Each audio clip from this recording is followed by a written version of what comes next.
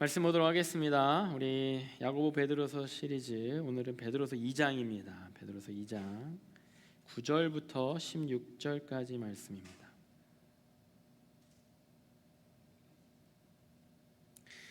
베드로전서 2장 9절부터 16절까지의 말씀. 저랑 여러분들 교독하실 텐데요. 제가 9절 읽고 여러분들 10절 읽고 그다음에 16절은 같이 읽도록 하겠습니다. 9절입니다. 그러나 너희는 택하신 족속이요 왕 같은 제사장들이요 거룩한 나라요 그의 소유가 된 백성이니 이는 너희를 어두운 데서 불러내어 그의 기이한 빛에 들어가게 하시니에 아름다운 덕을 선포하게 하려 하심이라.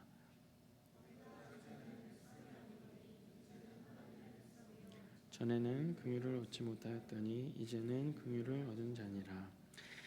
사랑하는 자들아, 거류민과 나그네 같은 너희를 권하노니 영혼을 거슬러 싸우는 육체의 정욕을 제어하라. 너희가 이방인 중에서 행실을 선하게 가져 너희를 악행한다고 비방하는 자들로 하여금 너희 선한 일을 보고 오시는 날에 하나님께 영광을 돌리게 하려 함이라. 인간의 모든 제도를 주를 위하여 순종하되 혹은 위에 있는 왕이나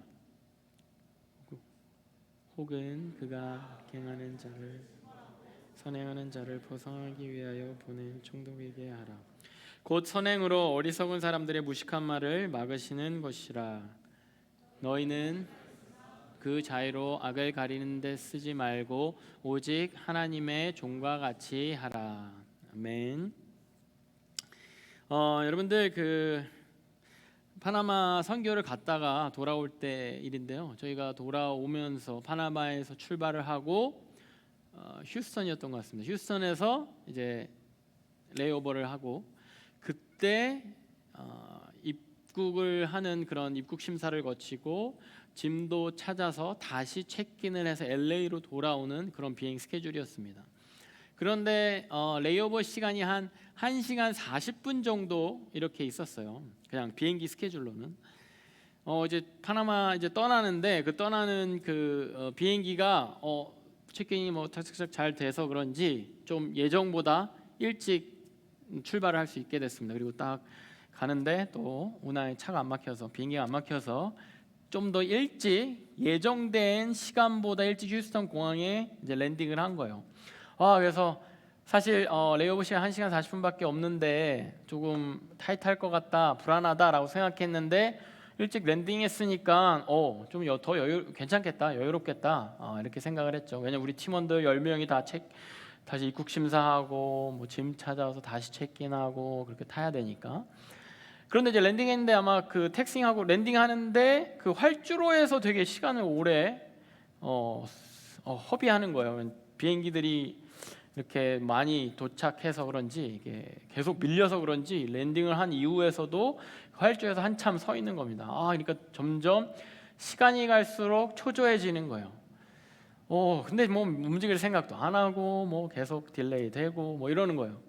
그러니까 결국에는 랜딩한 이후로 결국에는 우리가 내리는 그 타이밍이 1시간밖에 남지 않은, 딱 내려서 모든 것을 수속을 끝내고 비행기가 뜰 때까지 시간이 1시간밖에 안 남은 겁니다. 그렇기 때문에 이거는 뭐 초조함을 넘어서 이제 큰일 난 겁니다. 그래서 이제 그냥 무조건 뛰기 시작하는 거죠. 뛰기 시작하는데 딱 휴스턴 딱 들어가는데 입국하는 휴스턴 공항도 크고 그래서 아마 세계 각지에서 비행기가 도착하는지 줄이 엄청나게 서 있는 겁니다. 그래서 우리 팀원들은 미안합니다 하면서 그 줄을 어쨌든 비행기가 뜨니까 사정을 설명하든지 이렇게 사람들 양해를 구하고 앞으로 가고 그랬어야 됐어요. 근데 다행히 저랑 다른 형제가 글로벌 엔트리라는 그거를 가지고 있어가지고 우리는 그 입국 심사 그 과정 없이 바로 그냥 통과가 돼서 짐을 먼저 찾고 짐을 다시 우리 팀 짐을 다 찾고 다시 팀 짐을 다 체크인하고 그렇게 이제 도착할 수 있었어요. 그리고 어떻게 됐어? 그 안에서 전화도 공항 안에서 잘 안 터지는데 통과됐어? 어떻게 됐어? 줄 어디 섰어? 이러면서 연락하면서 하는데 그 가운데 우리 팀원 중에 한국 이제 여권을 갖고 있는 한국 시민권자도 있고 미국 여권과 미국 시민권자 있잖아요. 줄을 따로 쓰는 거예요. 이제 한국 시민권, 이렇게 한국 여권 갖고 있는 친구들은 다 이렇게 미안해요 하면서 이렇게 다 통과했는데, 또 미국 시민권 갖고 있는 팀원들이 또 통과를 못하고 뒤에 말하자면 밀려 있는 겁니다. 그러니까 더 초조하고 비행기는 뜰 것 같고 막 이렇게 막 정신없는 그러한 상황 가운데 결국에는 다 아슬아슬하게 비행기를 잘 타고 이제 돌아왔습니다. 땀을 뻘뻘 흘리면서. 우리가 그 어떠한 시민권을 갖고 있느냐에 따라 우리 어느 나라에 들어갈 때 서야 되는 줄이 다르죠.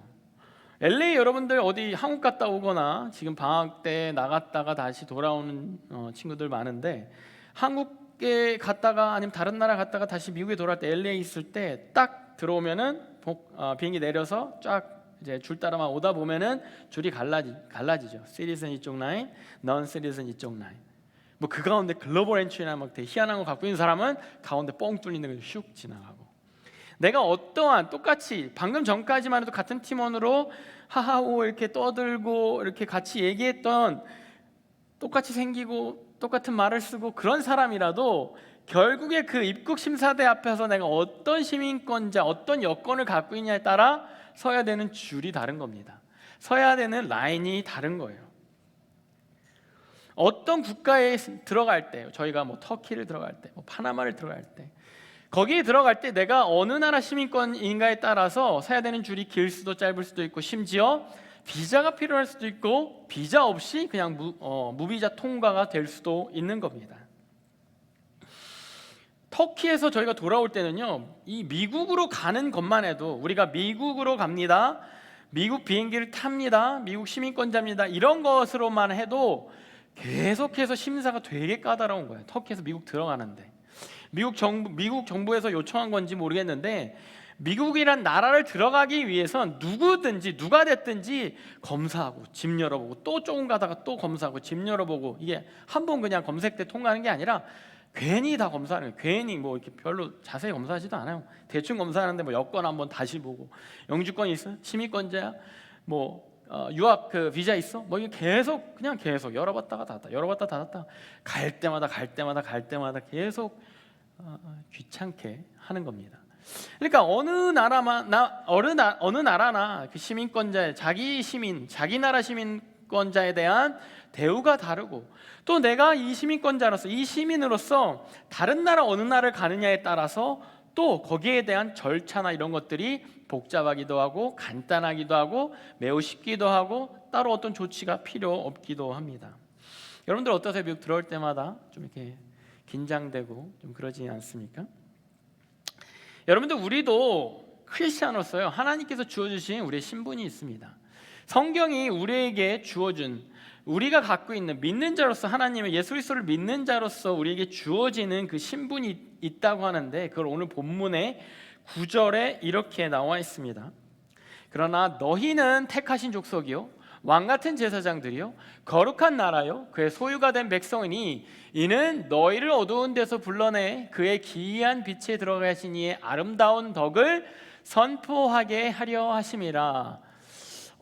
그냥 심플하게 너희는, 우리 아마 주일학교 많이 다녔던, 주일학교를 좋은데 다녔던 분들은 알겠지만 하늘나라 시민권자야, 천국 시민권자야, 이렇게 심플하게 성경이 기재하면 될 텐데, 되게 장황하게 너희는 왕같은 제사장이요 거룩한 백성이요, 이렇게 뭔가 택하신 족속이요, 뭐 이렇게 뭔가 장황하게 설명이 되어 있는 거예요. 이게 뭐냐면, 여러분들 어느 나라 시민이라도 시민으로서, 국민으로서 그 나라에 대해서, 그 나라의 그 국민으로서 갖게 되는 권리도 있고 의무도 있고 마땅히 해야 되는 그러한 일들이 헌법에는 사실은 잘 기재가 되어 있습니다. 그 나라의 법에는 잘 이렇게 기재가 되어 있어요. 그러나 우리는 그거를 인지하지 않고 그냥 뭐 나는 한국 시민권자야, 난 미국 시민권자야, 나는 어디 중국 시민권자야, 나는 일본 시민권자야, 이렇게 그냥 어느 나라 시민권자, 그러니까 뭐 그냥 내가 한국 들어가는 게 당연하지, 비자 없이 들어가는 게 당연하지라고 그냥 자연스럽게 알고만 있는 거예요. 그런데 이것이 어떠한 절차를 따라 어떠한 자격이 주어졌기 때문에 어떠한 이유에서 한국 시민권자는 무비자로 들어올 수 있고, 어떠한 것들을 해야 하고 어떠한 이유로 왜 이렇게 절차를 밟아야 되는지가 사실은 자세히 기재되어 있는 겁니다. 그것을 우리 본문 9절에서 우리가 오늘 볼 수 있는 거예요.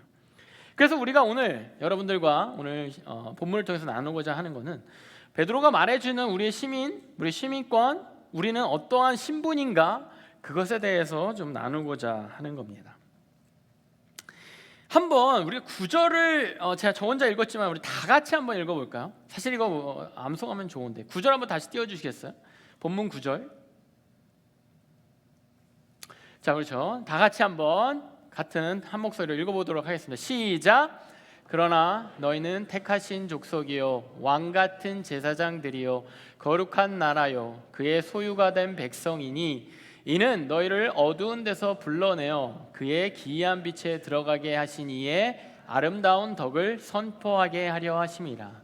여러분들 이것을 알고 잘 심지어 외우고 있으면 무엇이 좋냐면 내가 어떠한 나에게 베네핏이 있구나, 아니 내가 어떻게 살아야 하는구나, 내가 이 땅에서 크리스찬이라고 믿는 사람이라고 하는데 그런 의미가 무엇인가라는 것을 제대로 알고 살아갈 수 있기 때문에 이것을 아는 것이 중요합니다. 그냥 나 크리스찬, 교회 다녀, 이 정도로 나 크리스찬이야 라고 생각하는 것이 아니라 크리스찬, 언젠가 내가 예수님 믿는다고 고백했어, 나 세례 받았어, 이 정도로 알고 살아가는 것이 아니라 나에게 이러한 신분적인 그런 요소들이 있어, 그러니까 난 이렇게 살겠어, 이렇게 살아갈 거야, 아니면 이런 베네핏이 있어라고 여러분들 그것을 알고 살아갈 때 제대로 우리가 입국심사대 앞에서 당당하게 줄을 서거나 제대로 맞는 줄에 서 있거나 아니면 내 권리를 저 한국 시민권자입니다, 저 비자 없이 들어갈 수 있는 사람이에요 라고 오히려 세상에 말할 수 있는 겁니다. 그래서 우리가 어떠한 신분으로 어떠한 신분이면 우리 구절이 말하고 있는지를 좀 뒤의 구절과 함께 같이 보고자 합니다. 첫 번째, 우리는 어떠한 신분을 갖고 있는 사람인가, 어떠한 사람들인가, 천국의 시민권자라는 게, 하나님 나라의 시민권자라는 게 무슨 의미인가. 첫 번째는요, 우리는요 하나님의 백성이라는 신분을 갖고 있습니다. 하나님의 백성. 본문 10절에 그것이 나오죠. 너희가 전에는 백성이 아니더니 이제는 하나님의 백성이요 전에는 긍휼을 얻지 못하더니 이제는 긍휼을 얻은 자니라 라고 표현되어 있습니다. 여러분들, 우리가 예수님 믿지 않을 때는 그냥 하나님의 백성이 아니에요. 냉정합니다. 예수님을 믿지 않을 때, 예수님을 구주로 영접하지 않을 때는 우리는 하나님의 백성이 아니에요. 시민권자가 아닙니다. 그런데 예수 그리스도를 믿고 예수 그리스도를 영접했을 때 우리는 하나님의 백성이 되는 겁니다. 하나님의 백성이라고 성경이 우리에게 그 권한을, 그 신분을 주어주는 겁니다. 부여하는 겁니다. 여러분들, 우리가 시민권, 이렇게 하나님의 백성으로 이렇게 시민권을 부여받지 않았을 때는 그냥 우리는 그냥 이 땅의 어느 지역, 어느 나라의 시민권자로서 있고 살아가는 거예요. 한국 시민권, 저는 이제 한국 여권을 갖고 있으니까 한국 시민권이죠. 한국의 시민권 정도로 살아가는 겁니다. 이 땅의 시민권이에요. 미국 시민권자들은 미국의 시민권자로 살아가는 겁니다. 또 다른 나라 시민권자 있나요? 캐나다? 아니 어디? 제 옛날에 중등부 때는 이스라엘 시민권자가 있었어요. 이스라엘 여권을 갖고 있는 학생이 있었어요. 멕시코도 있었어요. 멕시코. 그러니까 나의 인종, 내가 쓰는 언어 이거와 상관없이 사실 신분은 다르게 이제 부여되는 건데, 태어나거나 다르게 부여되는 건데, 우리가 하나님을 믿게 됐을 때, 예수 그리스도를 믿게 됐을 때 우리에게 주어주시는, 부어주시는, 내가 그냥 한국 시민권자, 다른 한국 시민권자들과 같이 한국말 쓰고 그냥 그렇게 살아가는 거, 미국 시민권자들처럼 그렇게 이 땅의 시민권, 이 땅의 신분을 갖고 있는 사람들과 비슷하게 동일하게 살아가지만 사실은 영적으로 새로운 하나님의 백성이라는 그런 신분이 주어지는 거예요. 미국의 시민권이 왜 좋은지 아세요? 그냥 미국에서 그냥 편하게 걱정 없이 살 수 있어서? 해외 나갔을 때 이 전 지구적으로 봤을 때 이 지구에서 미국 시민권자로 살아가는 게 왜 좋은지 아세요? 저희 부모님은 미국 시민권자거든요. 저랑 부모님이랑 어디 여행을 갔습니다. 인도네시아 여행을 갔다고 칩시다. 근데 인도네시아에 갑자기 전쟁이 일어났어요. 필리핀하고 갑자기 전쟁이 일어났다고 칩시다.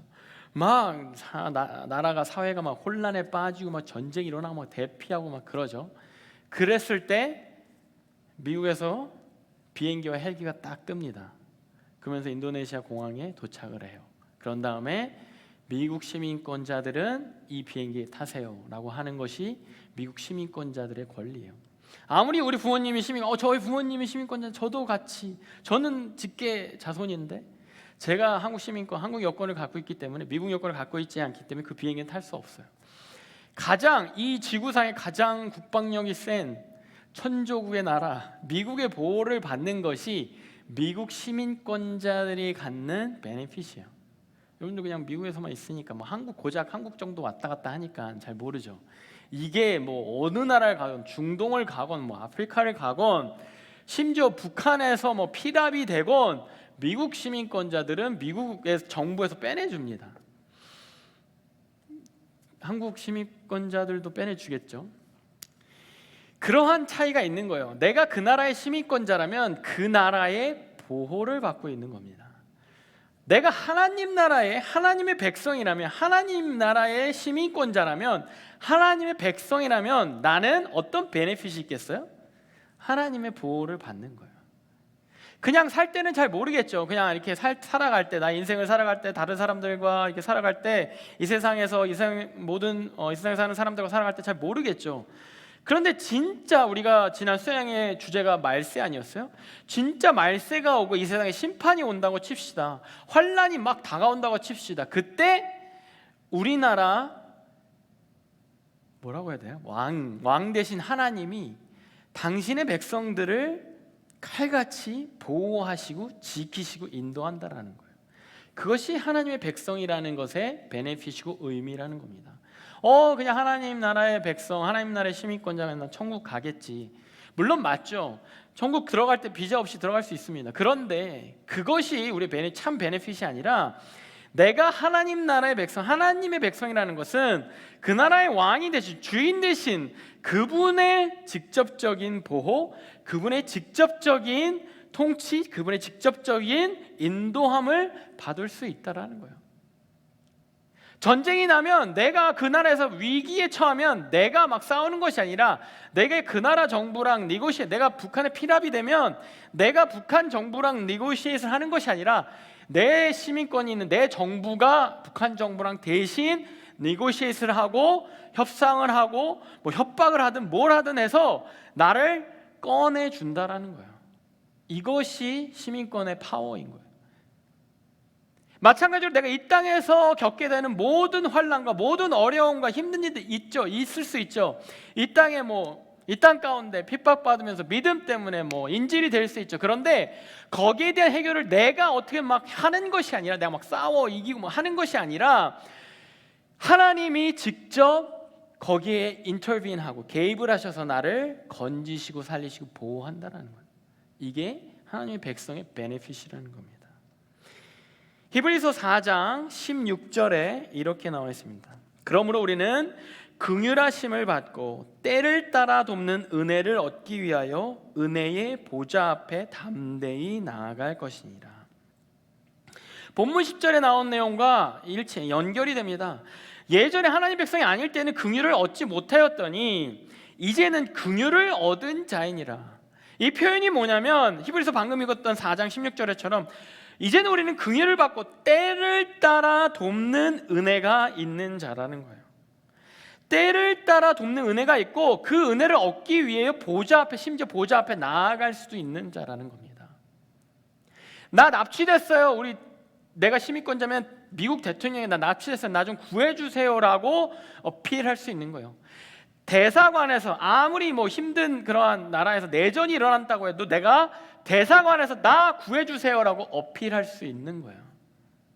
모가디슈라는 영화를 여러분 보았는지 모르겠는데, 한 2년 전에 나왔나요?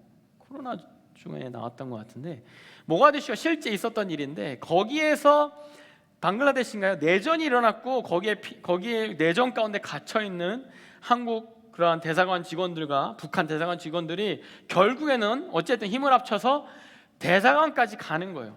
그 막 전쟁통에 막 그 총알과 폭탄이 막 이렇게 빗발치는 그 거기를 뚫고 대사관까지 가는 게 영화의 그냥 전체적인 줄거리예요. 뭐 특별한 거 없습니다. 그런데 바로 그거예요. 나 구해주세요. 여기에서 나 데려가세요. 여기에서 그 레스큐하는 그 비행기에 나를 태워주세요. 어필할 수 있는 권리가 시민권자에게 있다라는 거예요. 마찬가지 우리가 이 땅 가운데 하나님 내가 은혜가 필요합니다. 하나님 내가 이 땅 가운데 살아갈 때 하나님 도움이 필요합니다. 하나님 이 땅 가운데 살아갈 때 하나님의 인도하심이 필요합니다를 계속 어필할 수 있는 권리가 있다라는 거예요. 우리 이걸 기도라고 하죠. 하나님이라는 우주의 주제인 왕한테 뭐 미국 천조국의 대통령보다 더 능력 있고 힘이 센 그분한테 우리가 어필할 수 있는 거예요. 나를 레스큐해 주세요. 나 데려가 주세요. 나 구출해 주세요. 나 도와주세요. 그러면서 하나님의 때를 따라 돕는 은혜 가운데 우리가 살 수 있는 그런 베네핏이 우리에게 있다라고 하는 겁니다. 그렇기 때문에 예수님의 이름으로 우리가 가서 대사관에 나 시민권입니다 라고 요구하는 것처럼 우리가 예수님의 이름을 언제든지 들이밀 수 있는 거예요. 예수님의 이름으로 기도합니다. 예수님의 이름으로 도움을 구합니다. 예수님의 이름으로 주님 나를 좀 도와주시옵소서. 이런 기도를 언제든지 할 수 있고 그것이 실제적으로 어필이 된다라는 것입니다. 그것이 우리의 신분이에요. 하나님의 백성. 그리고 오늘 베드로전서 2장이 말하는 우리의 신분 두 번째는요, 거룩한 백성이라는 겁니다. 거룩한 백성. 거룩하다라는 거는요, 여러분들 구별됐다라는 그 문자적 의미는 구별됐다라는 거예요. 사실 거룩하다, 착하다, 도덕적이다 이거랑은 조금 문자적인 원어적인 의미는 조금 거리가 있는 그냥 구별되다요, 차별되다라는 겁니다. 사실 여러분 하나님은요 선을 긋는 분이에요. 우리 여기 이렇게 여기 라인이 쳐져 있잖아요. 라인이 쳐져 있으면 이거 뭡니까? 여기 넘어가서 앉지 마세요라고 그냥 은연중에 누가 말했어요, 여러분? 그냥 여러분 은연중에 가운데 잘 앉아 주셨네요. 그냥 우리 라인을 보면은 넘지 말아야 된다라고 이거 은연중에 알게 되잖아요. 사실 하나님이 라인 치시는 분이에요. 하나님이 선 그으시는 분입니다. 하나님 차별하시는 분이에요. 충격적이죠. 하나님이 창조하실 때 창조를 여러분들 창세기 1장 보면 창조를 하시는 그 내용이 다 선 그으시는 거예요. 창조 전에 우주는 그냥 케이오스였어요. 선 없었어. 평등했어. 평등한 혼란. 그런데 하나님이 선을 긋기 시작합니다. 빛과 어둠을 나누기 시작해요. 하나님이 선을 긋기 시작합니다. 물을 하늘 위의 물, 하늘 아래 물을 나누기 시작합니다. 하나님이 선을 긋기 시작합니다. 낮과 밤을 나누세요. 시간을 나누세요. 선을 긋기 시작합니다. 육지와 바다를, 육지와 땅과 물을, 묻과 물을, 육지와 바다를 나누세요. 경계를 이렇게 치시는 거예요. 하나님의 창조가 그래요. 하나님의 왜냐하면 캐릭터가 그렇습니다. 그것을 질서라고 합니다. 하나님은 질서의 하나님이고 질서는 선에 있어요. 그 경계에 있습니다. 구별됨에 있어요. 질서는 낮과 밤이 질서에 있는 것은 구별되기 때문에 그래요. 빛과 어둠이 구별되기 때문에 그래요. 그냥 뭐 빛인지 어둠인지 이렇게 막 이렇게 뭉쳐 있는 것은 질서가 없는 하나님이 없는 케이오스 상태인 거예요. 에베소 2장 3절에 이런 말씀이 있습니다. 전에는 우리도 다 그 가운데서 우리의 육체의 욕심을 따라 지내며 육체와 마음에 원하는 것을 하여 다른 이들과 같이 본질상 진노의 자녀였더니 하나님이 없었던 나의 삶과 하나님이 있는 나의 삶, 하나님이 있는 사람의 삶과 하나님이 없는 사람의 삶은요, 그 차이가 뭐냐면 육체의 욕심을 따라 지내며 육체의 마음을 원하는 것을 하며 라인이 없는 거예요. 라인이 있고 없고요. 기준이 있고 없고입니다. 내가 사는데 내가 어떤 결정을 하는데 여기에서 기준을 갖고 그 기준에 따라 행동하는가 행동하지 않는가요. 또 더 엄밀히 말하면 하나님이라는 기준을 따라 행동하는가 행동하지 않는가 그거예요. 내가 도덕적인가 도덕적이지 않은가 그것이 아니라 하나님의 기준에 따라 행동하는가 행동하지 않는가 그겁니다. 내 생각에 좋은 거, 내가 원하는 거, 이것은 기준이 없는 거예요. 그냥 내가 생각하기에 따라, 내가 좋아하는 거에 따라 나라는 존재는 기준이 될 수 없거든요. 왜? 계속 변합니다. 유동적입니다. 계속 변하기 때문에 나는 기준이 될 수 없어요. 기준은 변하지 않는 것이 기준이 될 수 있습니다. 내가 그냥 좋을 때 오늘은 이게 좋아 그러면 이것이 기준이 되는 거예요. 그러면서 거기에 따라만 행동하는 거예요. 내일은 이게 좋아, 이걸 원해, 그러면 이거에 따라 그냥 내 행동이 이렇게 진행되는 거예요. 이렇게 되느냐? 아니, 오늘이건 내일이건 모레건 1년 후건 10년 후건 변하지 않는 기준, 그 어떤 기준을 갖고 거기에 따라 내가 선택하고 결정하고 행동하는가. 그것이 우리는 대표적 하나님 말씀이 있죠. 그 말씀에 근거해서 우리가 기준을 잡고 선택하고 살아가는가. 세상의 흐름에 별다른 그냥 세상의 흐름, 이 시대의 흐름, 내 친구들의 흐름, 지금 20대의 흐름, 지금 30대의 흐름, 지금 40대의 흐름, 한국 사람들의 흐름, 여기에 따라 이제 21세기 가운데 앞으로 AI 시대를 준비하는 그 흐름, 어떤 직업을 고를 때 이러한 흐름, 거기에 따라 내가 그냥 나의 직업, 나의 결정, 나의 진로 이런 것들을 선택하는 것이 아니라 변하지 않는 흐름이 아니라 변하지 않는 그 선, 변하지 않는 그 기준을 가지고 내가 결정하느냐 아니냐, 그것이 나를 거룩한 백성이냐 아니냐를 결정하는, 말해주는 그러한 것이 되는 겁니다. 본문 11절에 이렇게 나와 있어요. 사랑하는 자들아, 거류민과 나그네와 같은 너희를 권하노니 영혼을 거실러 싸우는 육체의 정욕을 제어하라. 이것이 무슨 말이냐면, 단순히 정욕을 제어해 이렇게 무소유, 무욕 그런 삶을 살아가는 것이 아니라, 그런 수준이 아니라 너가 갖고 있는 너의 생각으로 발현된 너가 원하는 것들을 하나님이라는 기준에 따라서 컨트롤해라라는 거예요. 기준에 따라서 생각하기 시작하고, 기준에 따라서 판단하기 시작하고, 그것이 기준에 따라서 행동이 나올 수 있도록 행동을 컨트롤하라라는 겁니다. 우리는 이 땅의 거류민처럼, 나그네처럼 잠깐 왔다가 사라지는, 우리의 영원한 그 생명을 놓고 봤을 때 60년, 80년, maybe 100년, 그 시간은 되게 잠깐 나그네와 같은 시간인데, 미국에서 사는 그 시간, 한국에서 사는 시간 되게 한정될 겁니다.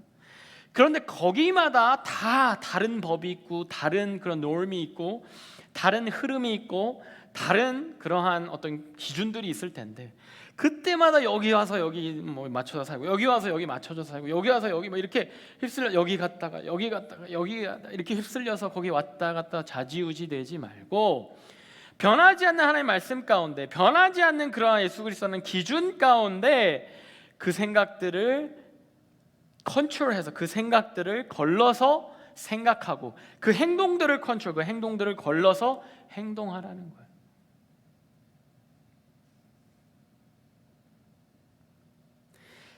법조차 계속 바뀌죠. 지금 캘리포니아 법 계속 바뀝니다. 거기에 따라서 왔다 갔다 좌지우지 되지 말고, 때로는 그것이 그러한 바뀌는 것들에 거슬러야 하는 그러한 선택을 해야 할지라도, 변하지 않는 기준 가운데, 변하지 않는 그러한 선 가운데 여러분들의 생각과 행동을 좌지우지해라. 그것이 여러분들이 하나님 나라의 백성으로, 시민으로, 그것이 거룩한 백성으로 사는 삶의 태도라는 것입니다. 우리는 그렇게 육체의 정욕, 육체의 생각, 내 마음의 생각, 내 마음의 욕심들을 제어하고 컨트롤하고 기준에 맞춰서 살아가야 한다는 것이죠. 어디가 라인 바뀌고 어디가 라인 아니다라는 것을 계속해서 생각하며 살 수 있다라는 겁니다.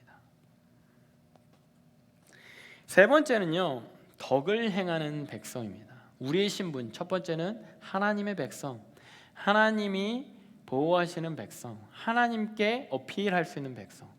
두 번째는 거룩한 백성, 우리가 선이 있는 백성, 우리가 구별된 백성, 기준이 있는 백성이라면, 세 번째는요, 덕을 행할 줄 아는 백성이라는 겁니다. 9절에 보면은 마지막 이렇게 끝나죠. 너희는 하나님 나라의 덕을 선포하라고 부르심 받았다라고 했어요. 하나님 나라, 그 아름다운 덕을 선포하게 하려고 내 백성으로 불렀다고 했습니다. 이 덕이라는 건요, 많이 쓰지만 사실 그 개념이 모호할 수 있어요. 덕을 영어로 이렇게 번역하기 사실 쉽지 않습니다. virtue 정도? 덕이라는 게 뭔가 덕스럽다, 후덕하다. 덕이라는 것이 여러분들 뭡니까? 덕이라는 것이 어떻게 와닿으세요? 덕이라는 거, 여기서 말하는 덕을 우리가 두 가지로 우리가 생각할 수 있습니다. 첫 번째는요, 선한 일을 행하는 거, 선한 일을 하는 걸 덕이라고 우리가 생각할 수 있어요. 선한 일을 하는 거, 착한 일을 하는 거죠. 소위 말해 착한 일을 하는 걸 덕이라고 생각할 수 있습니다. 12절에 보면은 너희가 이방인 중에서 행실을 선하게 가져 너희를 악행한다고 비방하는 자들로 하여금 너희 선한 일을 보고 오시는 날에 하나님께 영광을 돌리게 하려 함이라. 여러분들, 우리가 직관적으로 덕을 행하는, 덕을 선포한다는 건 우리가 삶을 통해 덕스러운, 착한, 선한 일들을 할 때 하나님의 덕이 선포되는 거예요. 우리가 하나님 나라의 시민권자답게 살아가는 겁니다. 믿는 사람들은 상대적으로 착하게 행동하게 돼 있어요. 내가 하나님을 믿으면, 여러분들 진짜 하나님 믿으면, 하나님 예수님을 믿게 되면, 크리스찬이라면, 신앙인이라면, 그러니까 나도 모르게 상대적인 겁니다. 상대적으로 좀 착하게 살게 돼 있어요. 여러분들 그 한 영화에 나오는 유명한 말이 있죠. Manner makes man이라는, 매너가 신사를 만들다라는. 그러니까 신사라는 신분이 갖고 있다면, 신사라는 신분이 주어진다면, 사실 신사는 뭐 지금 그냥 신사답다라고 하죠. 옛날에는 직분이었어요. 신사는 영국에서 어떤 그 계급이었습니다. 신사라는 직분을 갖게 되면, 갖고 있는 사람이라면 매너를 갖고 있어야 돼요. 그리고 매너 있게 행동하면, 어떠한 certain dignity를 가지고, certain manner를 가지고 행동하고 살아가면 그것이 그 사람을 신사답게 만든다라고 하는 거예요. 마찬가지죠. 우리가 하나님 나라의 백성, 하나님의 백성이라면, 하나님의 자녀라면, 하나님 나라의 시민권자를 갖고 있는 사람이라면 그 나라의 국민다운, 그 나라의 시민다운 매너를 갖게 되는 거예요. dignity를 갖게 되는 거예요. 거기에 대한 행동을 하라는 거예요. 거기에 대한 행동이 또 나온다라는 거예요. 이게 왜냐하면 첫 번째는 양심에 따라 하나님이 싫어하시겠지, 하나님이 뭔가 안 좋아하실 것 같다라는 그냥 막연하지만 양심이라는 것이 발동하기 때문에 그렇습니다. 그리고 두 번째는 더 구체적으로 성령 하나님 우리의 삶을, 우리의 생각과 행동을 인도하기 때문에 그렇습니다. 뭐 거기까지 가면 또 다른 주제로 넘어가야 되는 거니까, 어찌되었건 내가 크리스천으로서 이것까지 해도 되나? 라는 그런 양심적인 찔림이 있어요. 그리고 나의 행동이 조금 이렇게 선한 쪽으로 가게 돼 있어요. 홈리스들을 보면 이게 도네이션을 안 주기가 사실 힘들어요. 특히나 여러분들 같이 교회 다니는 친구들과 함께 만나는 홈리스는 더 여러분들 행동하게 만들죠. 혼자 있으면 좀 마음이 좀 편할 텐데, 이거 무시할 수 있을 텐데, 홈리스가 있으면 더 조금이라도 선을 행하게 되죠. 여러분들 교회와 교회 친구들과 같이 있으면 좀 좋은 말 쓰지 않습니까? 월요일부터는 안 그러잖아요. 여러분들 굉장히 거칠어지잖아요, 이 말이. 그런데 이제 또 주말이 되면 이제 언어를 또 준비하게 되고, 또 이렇게 편한 말, 너 어떻게 그런 이렇게 욕이 나올 만한 그러한 말도 되게 순화해서 말하게 되고, 가끔씩 나도 모르게 무의식적으로 튀어나오게 되면 자기도 모르게 화들짝 놀라고. 왜 놀랍니까? 월요일부터 금요일까지는 안 놀라면서. 왜 이렇게 되는 거야? 어찌되었건 이 교회라는 공동체 안에서, 믿는 사람들 사이에서, 같은 하늘나라의 시민권자들 사이에서 디그니티를 갖고, 매너를 갖고 행동하게 스스로 그렇게 된다라는 거예요. 옛날 우리나라 양반은요, 비가 와도 뛰지 않는데요. 채통이 없으니까. 비가 와도 막 비피하려고 막 이러고 막 뛰는 건 저거 쌍놈들이나 하는 거지라고 했대요.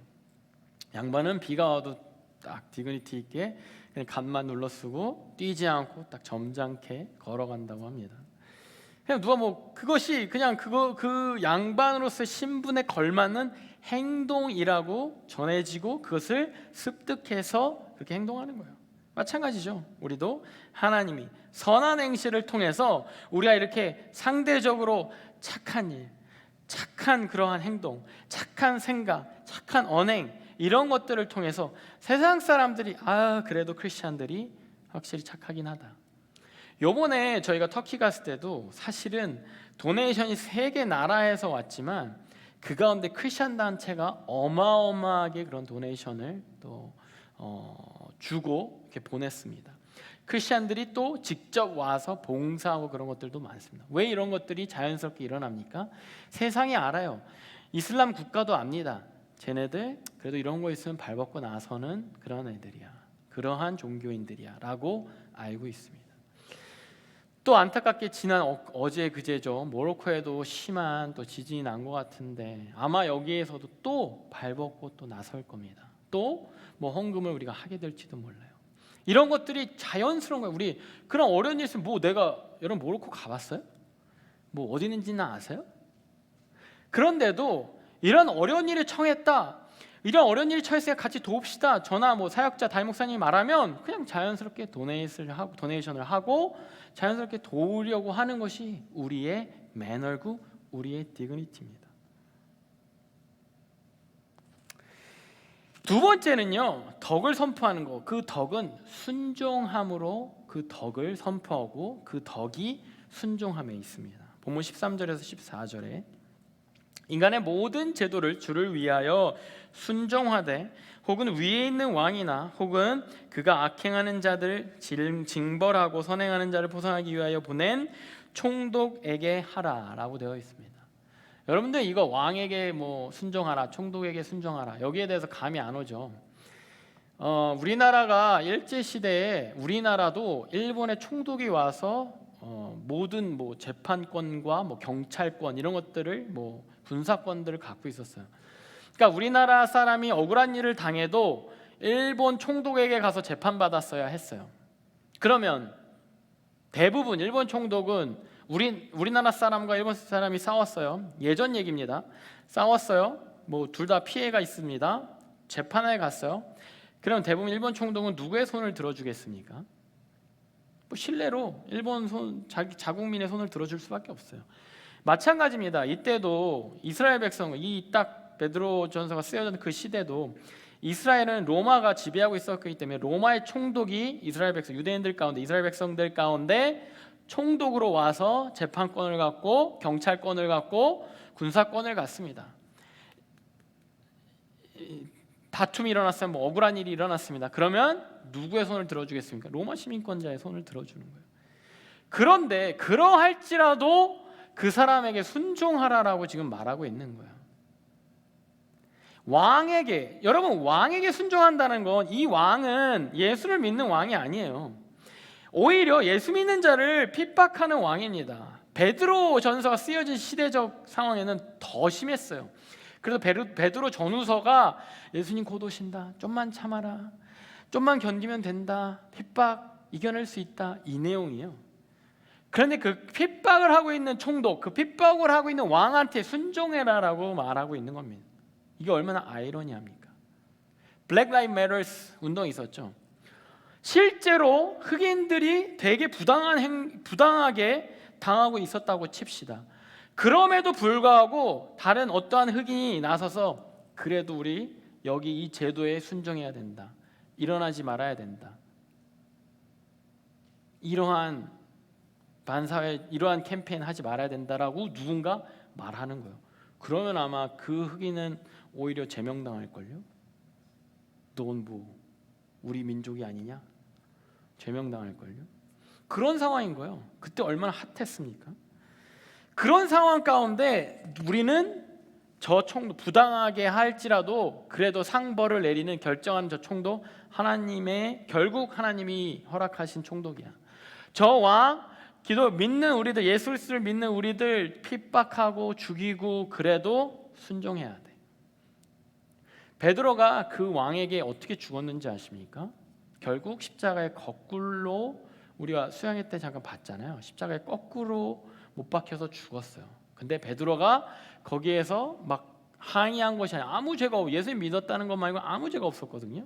항의한 것이 아니라 순종해서 원래 십자가에 못 박혀야 되는데, 왕이시여 가능하면 나 거꾸로 매달아 주세요. 나 너무 이거 예수님한테 너무 죄송합니다. 예수님과 똑같이 죽으면 너무 죄송합니다. 그냥 저 그냥 거꾸로 매달게 해줘. 이 정도 어필했어요.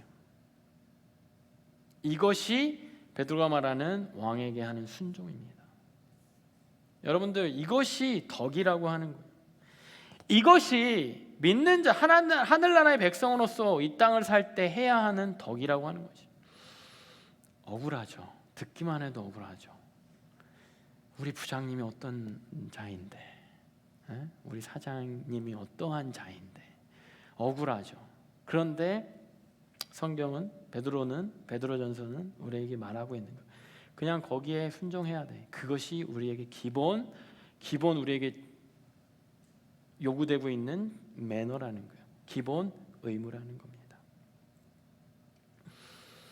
모든 사도들이 그렇게 각 나라에 가서, 누구는 인도에 가서, 누구는 아라비아에 가서, 누구는 다른 마게도냐에 가서, 누구는 로마에 가서 그렇게 그 땅의 정부에게, 그 땅의 리더들에게 돌을 맞고 톱으로 썰리고 뭐 불에 던져지고 십자가에 못 박히고 X자형으로 못 박히고 그렇게 다 순교를 당했습니다.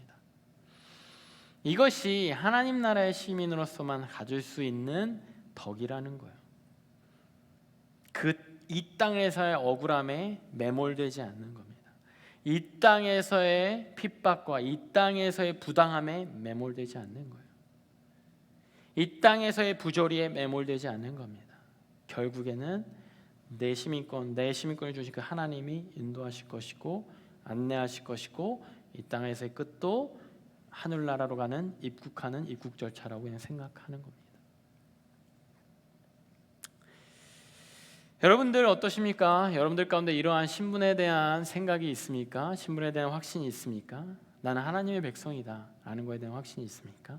나는 하나님으로부터 직접적인 보호를 받고 있다. 나는 하나님께 어필할 수 있다. 나는 거룩한 백성이다. 나는 구별된 사람이고 기준이 있고 선이 있는 사람이다. 그 선에 따라서 내가 나의 삶과 행동을 결정하고 분별할 것이다라는 그런 확신이 있습니까? 나는 덕을 행해야 되는 의무가 있다. 시민권자로서 세금을 내거나 어떤 의무가 있듯이 나는 덕을 행하는, 착하게 살아야 되는, 선하게 살아야 되는 그런 매너의 의무가 있다. 나는 순종하라는 그러한 순종의 의무가 있다라는 것을 알고 깨닫고 이 땅을 살아가고 계십니다.